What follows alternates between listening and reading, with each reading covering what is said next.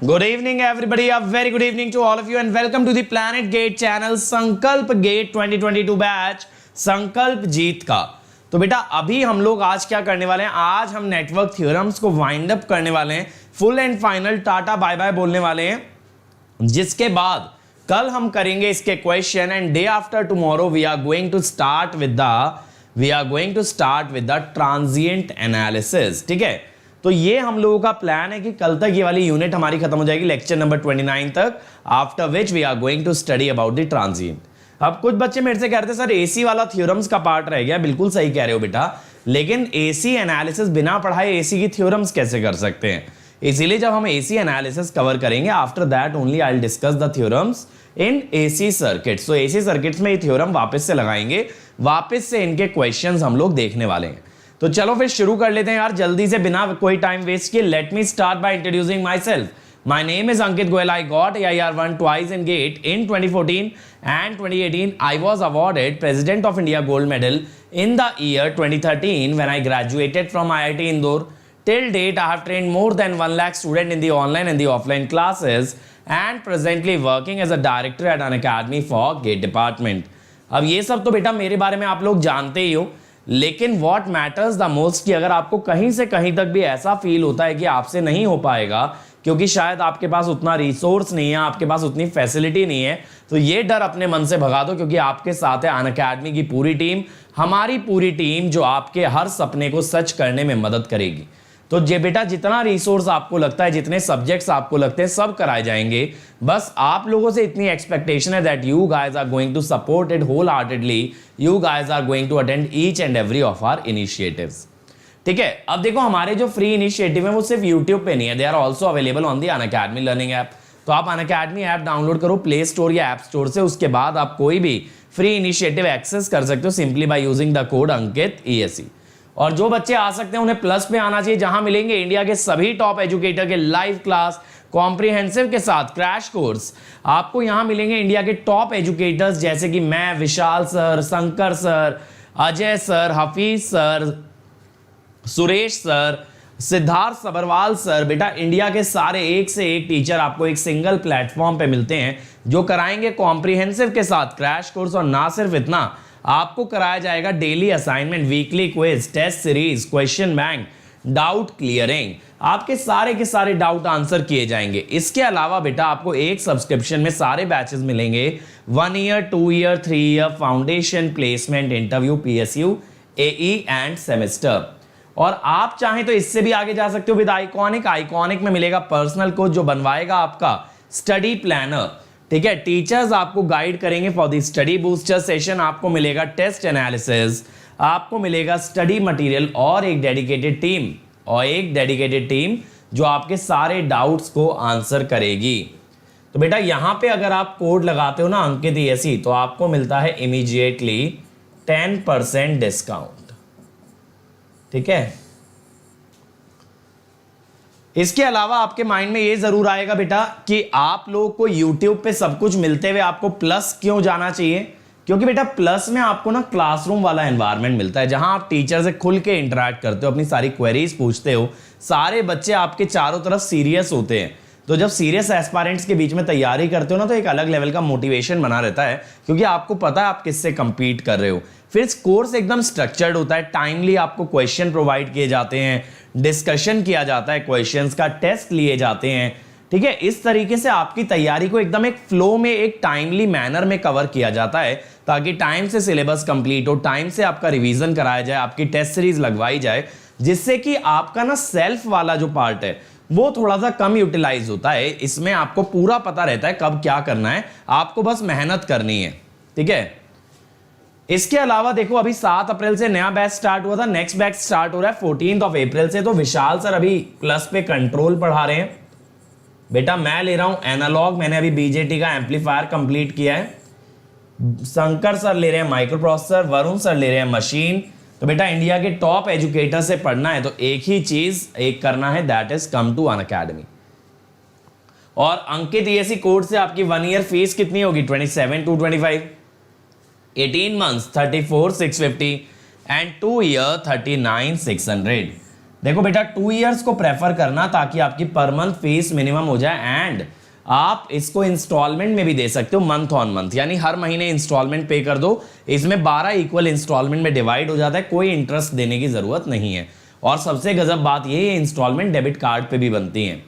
Iconic पे जाओगे with Ankit ESC तो 1 ईयर फीस होगा 45,225, 2 ईयर होगा 66,600। मैं फिर रिकमेंड करूंगा 2 इयर्स इज प्रेफरेबल, और यहां आपको एक पर्सनल कोच भी मिलेगा। इसके अलावा आप स्कॉलरशिप टेस्ट दे सकते हो simply by using the code Ankit ESC, जहां से आपको मिल सकती है even 100% scholarship.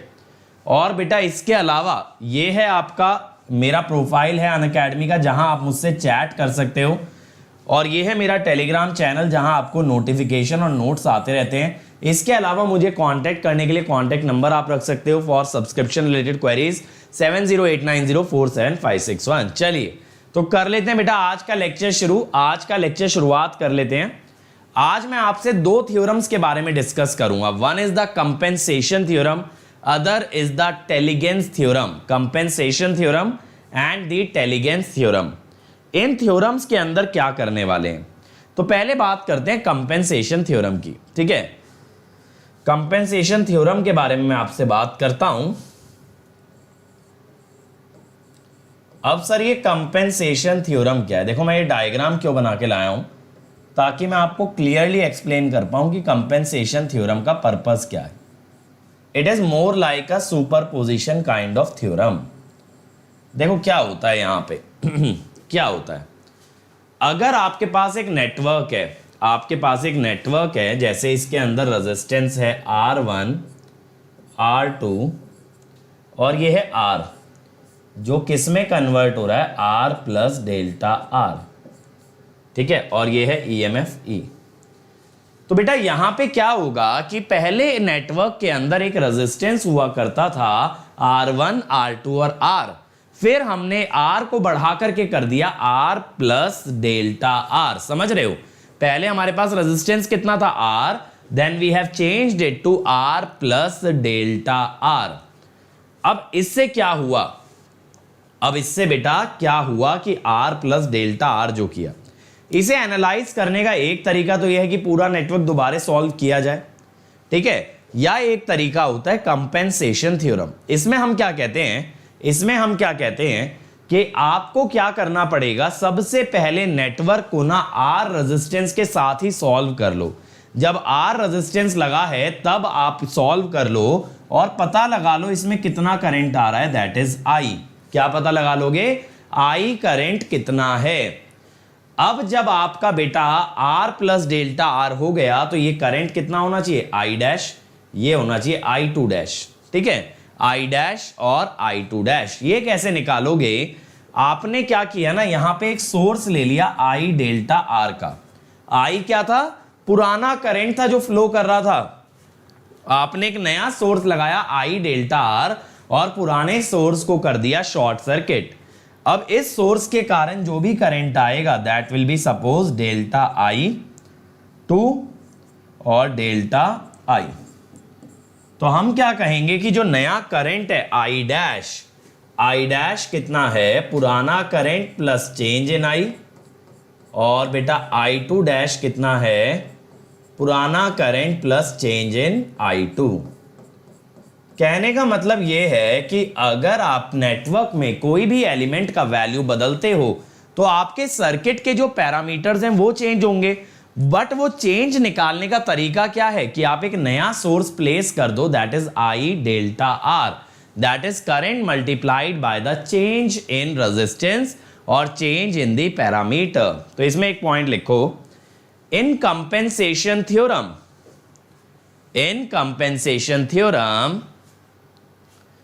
we try to determine, in compensation theorem we try to determine the modified circuit parameters, current and voltage when the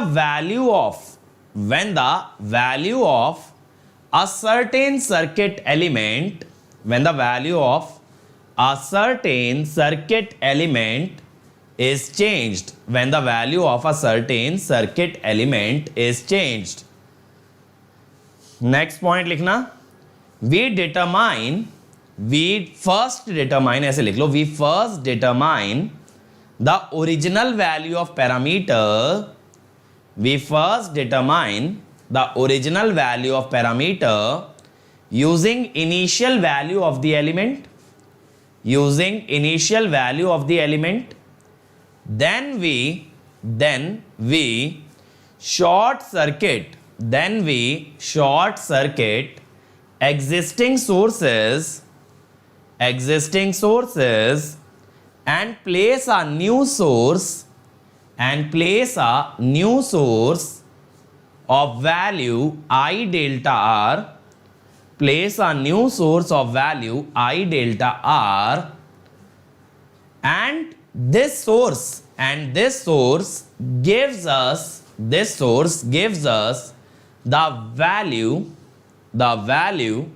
of change in parameters. The value of change in parameters. So the new parameters are equal to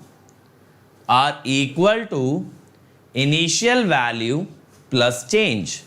Are equal to initial value plus change. समझ में आया क्या किया हमने यहां पे?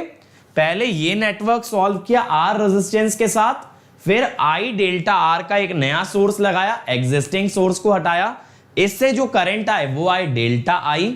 अब original current plus ये चेंज को ऐड करोगे तो नया करंट मिलेगा, दैट इज I डैश. तो ये तीनों डायग्राम आप ड्रॉ कर लेंगे. मैं इसको एक्सप्लेन करने जा रहा हूं क्वेश्चन से. तो पहले मुझे बताओ, यहां तक लिख लिया है सब लोगों ने? जल्दी से बताएंगे, यहां तक नोट डाउन किया है सबने?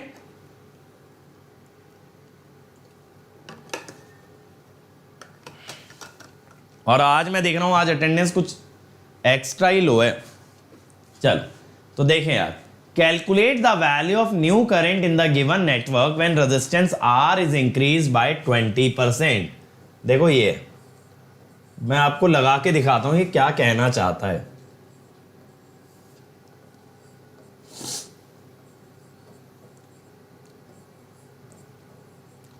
इसका पता है एप्लीकेशन कहां पे आता है ना? इसका एप्लीकेशन बहुत बार फॉल्ट के अंदर भी आता है. पता है कैसे आता है ना? फॉल्ट के अंदर, जैसे मान लो किसी बस पे कोई वोल्टेज है, फॉल्ट से पहले किसी बस पे कोई वोल्टेज है, लेट अस से 800 वोल्ट कह दो. अब उस बस पे या नोड पे ना फॉल्ट आ गया, यानी वहां ग्राउंडिंग आ गई. ऐसा सोचो, एक नोड पे वोल्टेज थी 800 वोल्ट, अब वहां ग्राउंडिंग आ गई, तो वहां वोल्टेज कितनी हो गई? 0 हो गई. तो आप ना वहां पे एक नया सोर्स लगा दो -800 का. जैसे यहाँ पे I डेल्टा R का लगाया ना, वहां लगा दो -800 का. अब आप क्या कहोगे? ओरिजिनल वैल्यू थी 800, अब एक एडिशनल सोर्स लगा -800, कितना हो गया? 0. तो दोनों स्टेप में जो रिजल्ट आएंगे आप उनको ऐड कर लोगे, original value plus new value, original value plus change. अब देखो, पहले ना स्टेप 1 में ओरिजिनल वैल्यूज कैलकुलेट करेंगे. स्टेप 1 देखो, R इक्विवेलेंट कितना होगा? 5 + 20 पैरेलल 20, 15 ओम. I1 75/15, 5 ampere. तो बेटा इससे I2 और I3 कितना बना?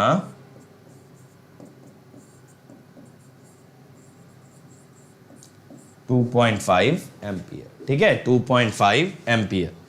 अब इसने बोला 20% बढ़ गया.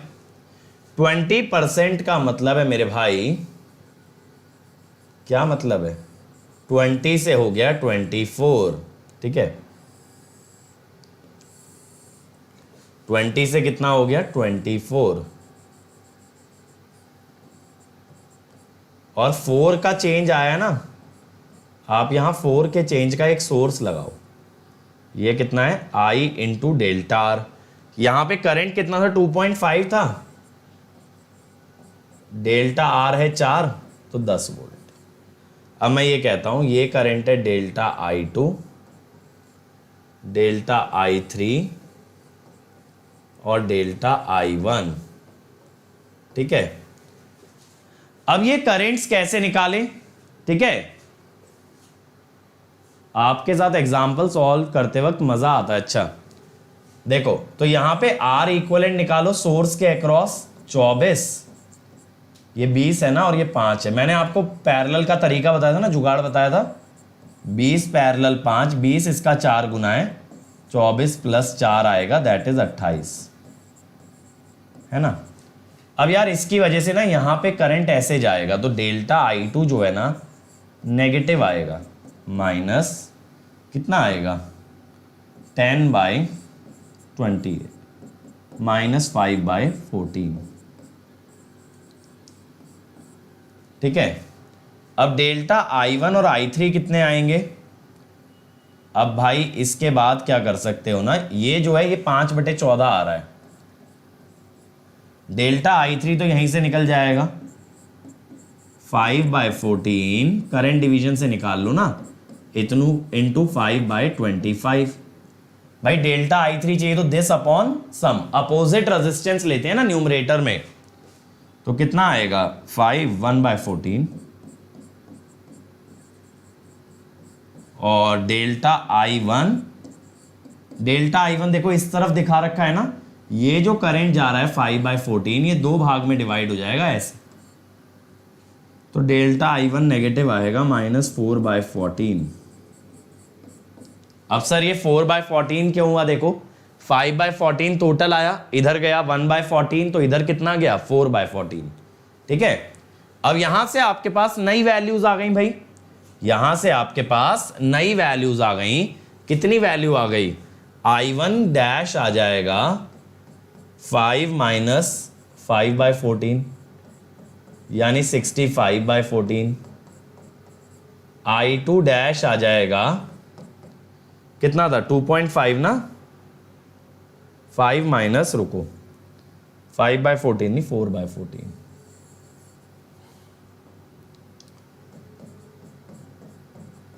66/14, I2 dash 2.5 minus sorry plus 1/14, तो ये हो जाएगा 36/14, I3 डैश 2.5 माइनस 5/14, तो 30/14, ओके। सो ये हमारे पास आ गए तीनों करंट के नए वैल्यूज। समझ में आया कैसे लगती है कंपेंसेशन थ्योरम। तो बेटा कंपेंसेशन थ्योरम का इसीलिए मैंने बोला था बहुत ज्यादा ना नेटवर्क के अंदर एप्लीकेशन नहीं होता। क्यों नहीं होता बहुत ज्यादा एप्लीकेशन, क्योंकि ये काम तो मैं डायरेक्ट भी कर सकता था ना, इस रेजिस्टेंस को 24 बना के एक ही बार में सॉल्व कर लेता, लेकिन इसका ज्यादा यूज कहां आएगा ना, जब नेटवर्क इतने बड़े बड़े हो जाएं कि पूरा नेटवर्क दोबारा सॉल्व करना टफ हो जाए। जैसे मान लो नेटवर्क के अंदर 10 सोर्स हैं, 20 सोर्स हैं, तो हम क्या करें, ओरिजिनल वैल्यू हमें पता होगी, एक नया सोर्स लगा लें, एक नया सोर्स लगा लें, ठीक है। एक नया सोर्स जब लगा लोगे तो एक ही सोर्स से डील करना है। माने अगर ओरिजिनली ये सब पता है और इस नेटवर्क में मान लो होते 10-20 सोर्स, अब दोबारा कौन सॉल्व करता, इसीलिए हम एक एडिशनल सोर्स लगा के चेंज निकाल लेते, change plus original value is equal to new value, ठीक है। अब हम आ जाते हैं भाई मिलमैन्स थ्योरम पे। अब हम आ जा रहे हैं मिलमैन्स theorem.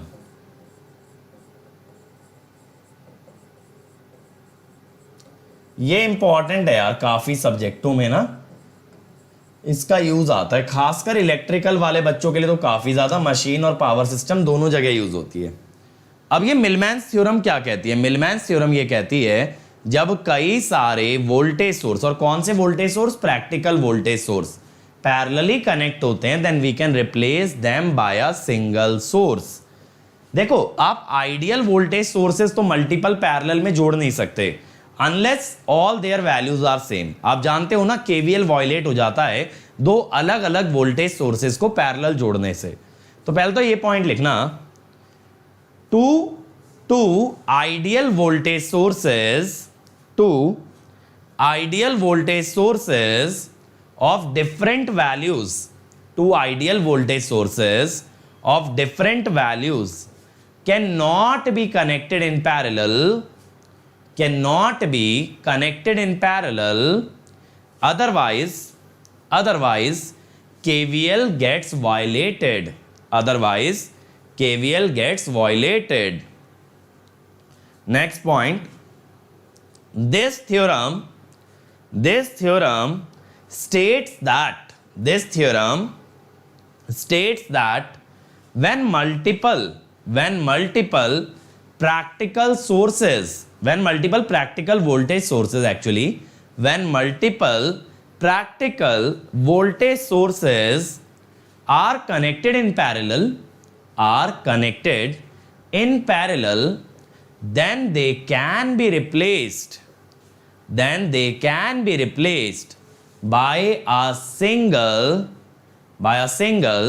equivalent voltage source, by a single equivalent voltage source. तो देखो मैं आपको दिखाता हूं, मान लो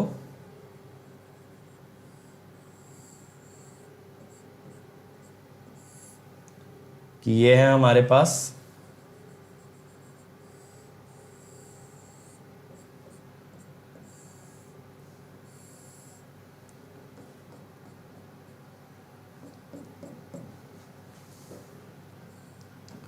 मान लो ऐसे ना मेरे पास n सोर्सेज हैं, समझ रहे हो,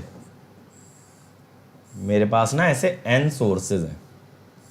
सपोज इन सभी सोर्सेज का जो वैल्यू है ना वो ऐसे है कुछ E1 E2 En, then R1 R2 Rn। अब मैं कहता हूं मुझे इन सबको ना एक सिंगल सोर्स से रिप्लेस करना है। बेटा विवेक ये वाली थ्योरम इंपॉर्टेंट है, एक सिंगल सोर्स से रिप्लेस करना है। तो पहले मैं क्या कहता हूं ना कि वोल्टेज सोर्स को कन्वर्ट कर दो करंट सोर्स में। किसको कन्वर्ट कर दो? वोल्टेज सोर्स को कन्वर्ट कर दो to a current source. Source transformation basically. अगर आप सभी सोर्सेज को यार ट्रांसफॉर्म कर दोगे मेरे भाई तो यहां कैसा लगेगा? ये मत कहना सर बढ़िया लगेगा, माने नेटवर्क कैसा दिखेगा। ये हुआ E1 बाय R1, ठीक।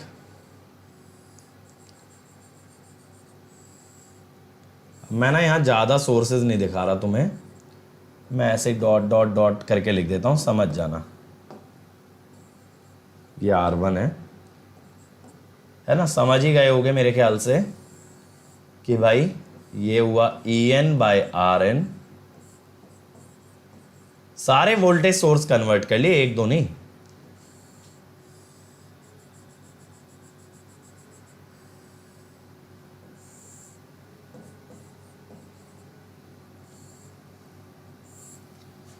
अब ये देखो, ये जो सारे volt current sources parallelly connected हैं, तो मैं क्या कहता हूं?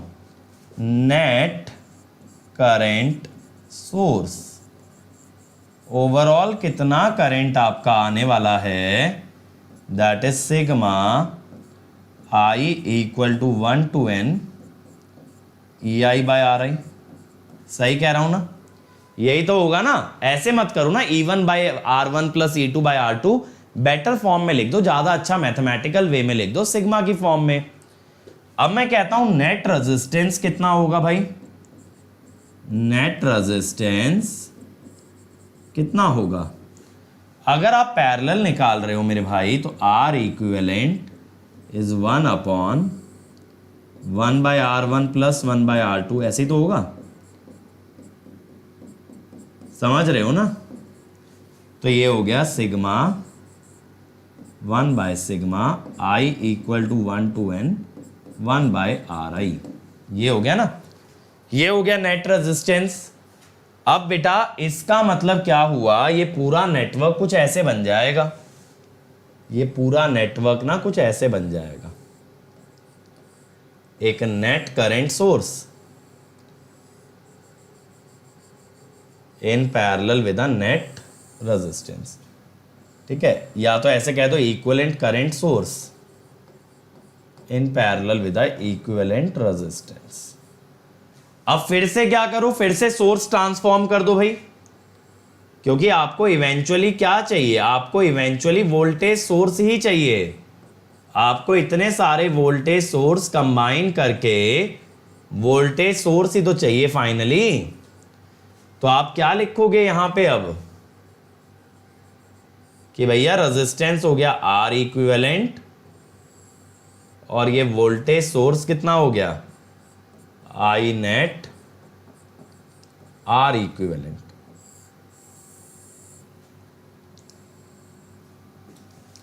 तो देखो जब हम ये कहते हैं ना कि मिलमैन्स थ्योरम लगाओ, उसका मतलब ये नहीं होता ये सारे स्टेप दिखाए जाएं, उसका मतलब होता है फाइनल रिजल्ट का यूज किया जाए। फाइनल रिजल्ट क्या कहता है आपका कि भाई R equivalent is 1 upon summation I equal to 1 to n 1 by R I. ठीक है, और दूसरा क्या कहता है कि भाई इक्विवेलेंट ईएमएफ कितना होगा, इक्विवेलेंट ईएमएफ कितना होगा आपका, this will be summation I equal to 1 to n E I by R I over summation I equal to 1 to n 1 by R आई।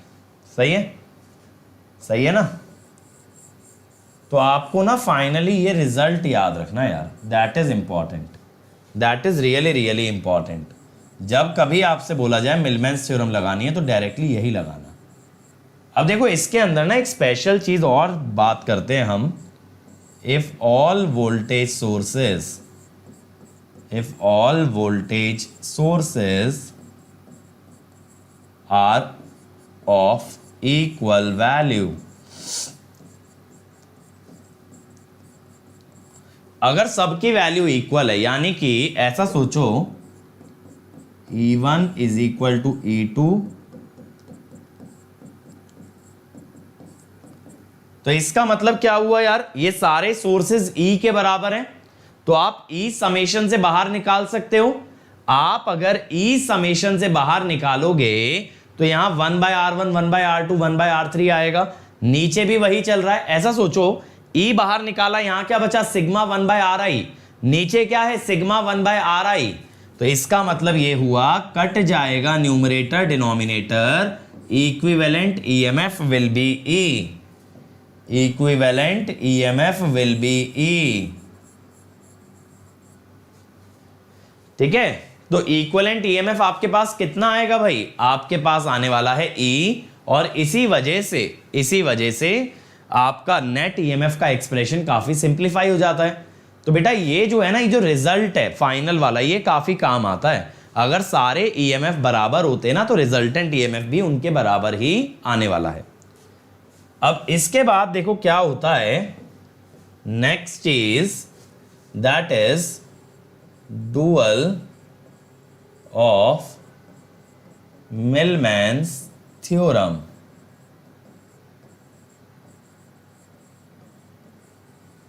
जैसे मिलमैन्स थ्योरम बात करती है वोल्टेज सोर्सेज इन पैरेलल, ऐसे dual में आता है current sources in series.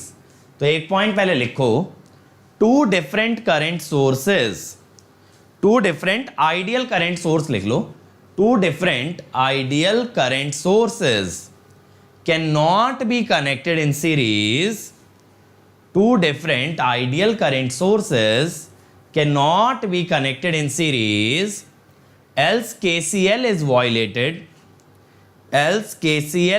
violated, but the dual of Millman's theorem deals with series connection of multiple practical current sources, series connection of multiple practical current sources। देखो कैसे, देखो इस type से तो आप नहीं लगा सकते ना सीरीज में, सिंपल सी बात है, अलग अलग सोर्स। लेकिन अगर ये प्रैक्टिकल है तो कनेक्शन वैलिड है।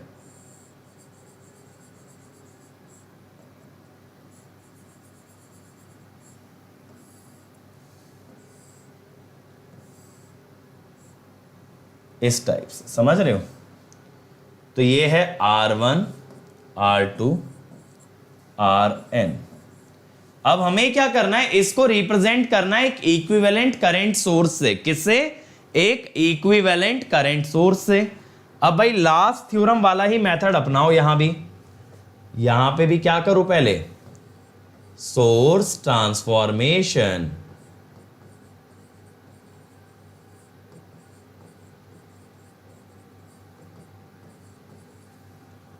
ठीक है, सोर्स ट्रांसफॉर्मेशन से ये कैसे बन जाएंगे, minus plus I1 R1 polarity तो मैं देखो आपको सोर्स ट्रांसफॉर्मेशन में सिखा चुका हूं यार, कि वोल्टेज सोर्स की पोलैरिटी ऐसी होनी चाहिए that current leaves the positive terminal, है ना।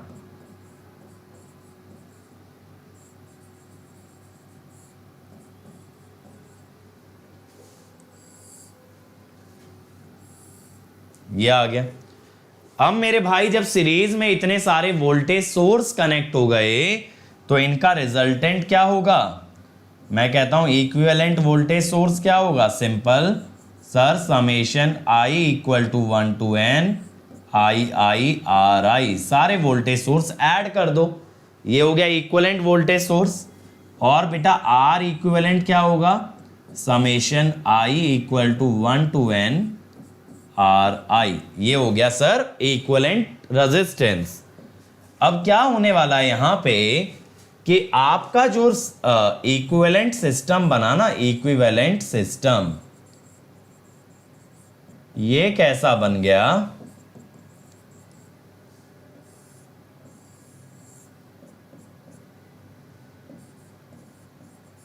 V equivalent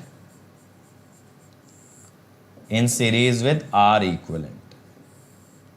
ठीक है, ये बन गया। लेकिन हमें चाहिए क्या फाइनली, करंट सोर्स चाहिए।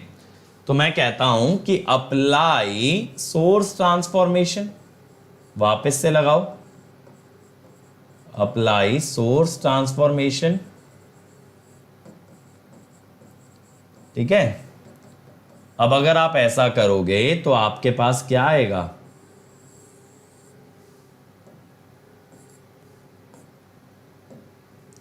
आपके पास वापस से एक करंट सोर्स आएगा, I equivalent in parallel with R equivalent. यहां पे आपको रिजल्ट क्या याद होना चाहिए, R equivalent is series connection of all resistance, और I equivalent is summation I equal to 1 to n। देखो ये तो आपका वोल्टेज सोर्स आया था ना, divided by resistance, voltage source by equivalent resistance will give you current source, ये आ गया। तो मल्टीपल करंट सोर्स जब सीरीज में लगे हों तो dual of Millman's theorem, multiple voltage source जब पैरेलल लगे हों तो मिलमैन्स थ्योरम। अब देखो जरा इसका यूज कैसे करते हैं क्वेश्चन में, using Millman's theorem find the current through the RL, R1 R2 R3 R4 4 ohm है, R1 R2 R3, और R है 10 ओम RL। ठीक है, ये आपको वोल्टेजेस नजर आ रही होंगे, तीनों रेजिस्टेंस 4 ओम है।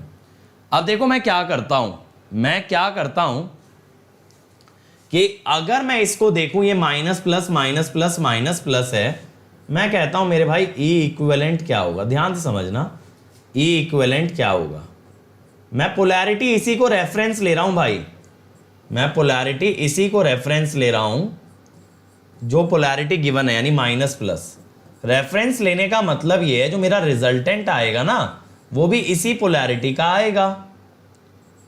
देखो ये होता है फॉर्मूला, ये फॉर्मूला था। ठीक है, अब इसमें बस आपको वैल्यू डालनी है। तो भाई 4/4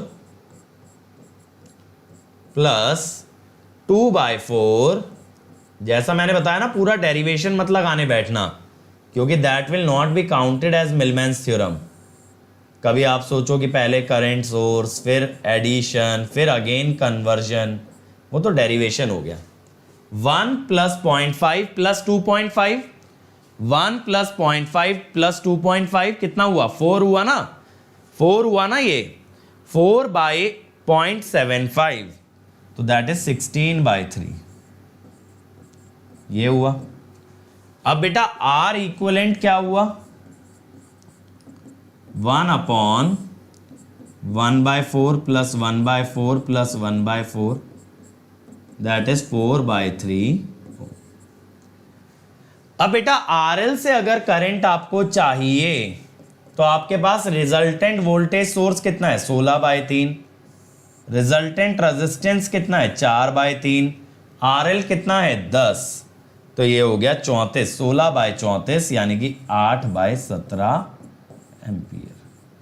ये होता है तरीका, ठीक है। इक्विवेलेंट सोर्स आपको वोल्टेज का निकालना और इक्विवेलेंट रेजिस्टेंस। चलो अब ये वाला ट्राई करो यार। Current through the 1 ohm resistor using Millman's theorem. यहां मिलमैन्स का तो ऐसा कोई यूज नहीं है, आप डायरेक्टली निकाल दो। Current through the 1 ohm resistor, ये करंट चाहिए। यहां मिलमैन्स का कुछ खास यूज नहीं है क्योंकि पहले से करंट सोर्स दिए। मिलमैन्स तब लगता है जब ये क्या होते हैं? वोल्टेज सोर्सेज इन पैरेलल, लेकिन ये क्या है? करंट सोर्सेज है। बनाओ। अब आप कहो कि सर पहले करंट को वोल्टेज सोर्स ले जाएंगे फिर मिलमैन्स लगाएंगे, उतना जद्दोजहद करने की जरूरत नहीं है, करो। और ये जो मिलमैन्स थ्योरम है ना, ये सबसे ज्यादा कहां यूज होती है? फॉल्ट एनालिसिस में यूज होती है, इलेक्ट्रिकल वालों के लिए और मशीन्स के अंदर।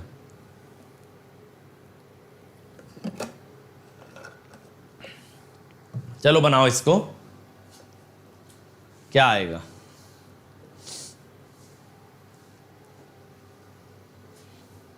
बहुत इजी है ये तो, बहुत ही बढ़िया। चिंतन ने सबसे पहले आंसर दिया है। ये दो करंट सोर्स यार पैरेलल में जुड़ के बन जाएंगे 5 और 3, दैट इज 8 एम्पियर। 8 एम्पियर बन जाएंगे और ये 2 और 2 आ जाएगा 1 ओम, ठीक है।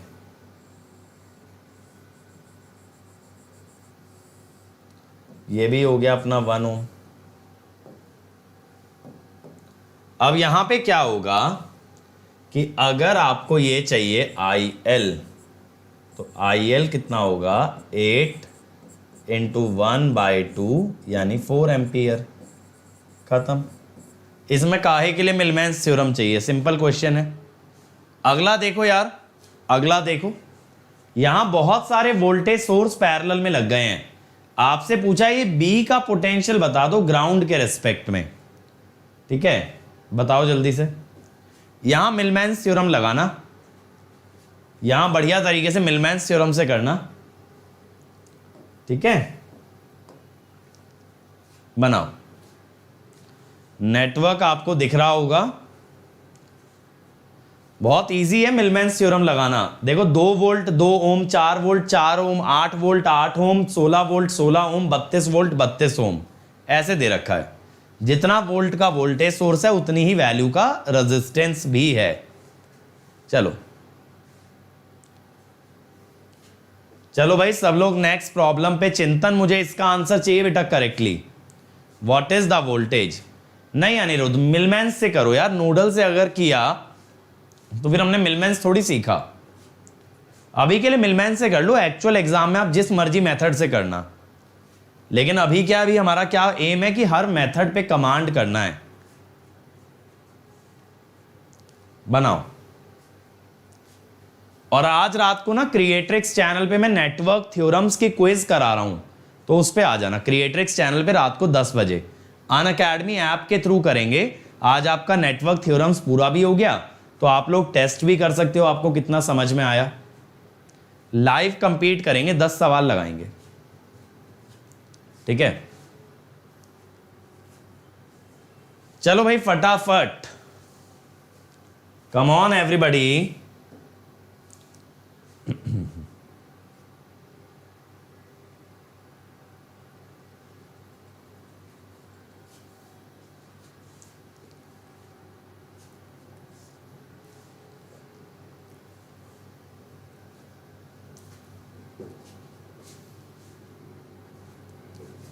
देखें क्या आ रहा है, देखो E इक्विवेलेंट निकाल लो। मैंने पोलैरिटी ना इसको रेफरेंस मान लिया है, यानी नीचे प्लस ऊपर माइनस, इस पोलैरिटी को मैं रेफरेंस मान रहा हूं। तो देखो 2/2, 4 की पोलैरिटी उल्टी है इसीलिए माइनस, फिर 8 की पोलैरिटी सेम है तो प्लस, फिर भैया 16 की पोलैरिटी अपोजिट है माइनस, 32 की पोलैरिटी सेम है तो प्लस, और नीचे ना ये सारे रेजिस्टेंस का रेसिप्रोकल ऐड होगा, 1/2, 1/4, 1/8, 1/16, 1/32। 16 + 8 24, 24 + 4 24 + 4 28 और 2 30 and 31, ये आया।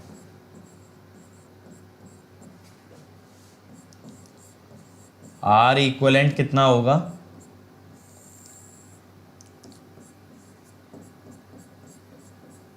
ये भी इतना ही आएगा, ठीक है। समझ में आया ना, वोल्टेज सोर्स की पोलैरिटी देख के लगाना मिलमेंस, ऐसे ही मत लगा देना कि सब कुछ ऐड होगा। अब मैं कहता हूं एक नेटवर्क कैसा बन गया आपके पास यार, कि ये E इक्विवेलेंट हो गया, ठीक है, इसके सीरीज में R इक्विवेलेंट हो गया, और इसके आगे आपके पास क्या आ गया, RL आ गया। अब इसने ये पूछा है B का पोटेंशियल ग्राउंड के रेस्पेक्ट में, तो यहां VBG क्या होगा यार, सिंपल है, 32/31 इंटू 64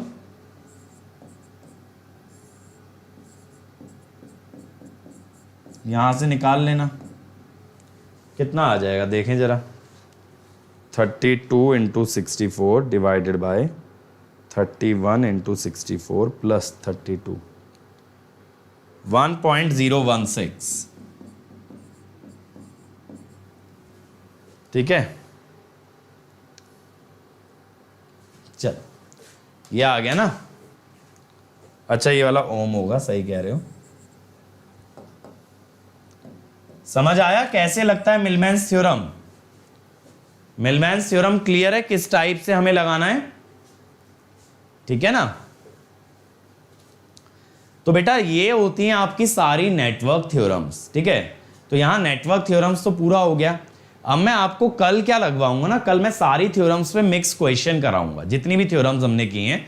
इंडिविजुअल थ्योरम पे तो मैंने आपको 7-7 क्वेश्चन कराए हैं, लेकिन अब सारी थ्योरम्स पे एक साथ देखेंगे सवाल, और उसके बाद परसों से स्टार्ट करेंगे हम लोग ट्रांजिएंट वाला पार्ट। तो कोशिश करना कि कल की अटेंडेंस ज़्यादा रहे, क्वेश्चन लगाने में ज़्यादा मज़ा आएगा। और बेटा जितने बच्चों को अनअकैडमी ज्वाइन करना है, मैं बता दूं परसों से नया बैच आ रहा है, तो अंकित ASE कोड लगा के ज्वाइन कर लेंगे। 1 year fees 27,225, 18 months 34,650 and 2 years 39,600।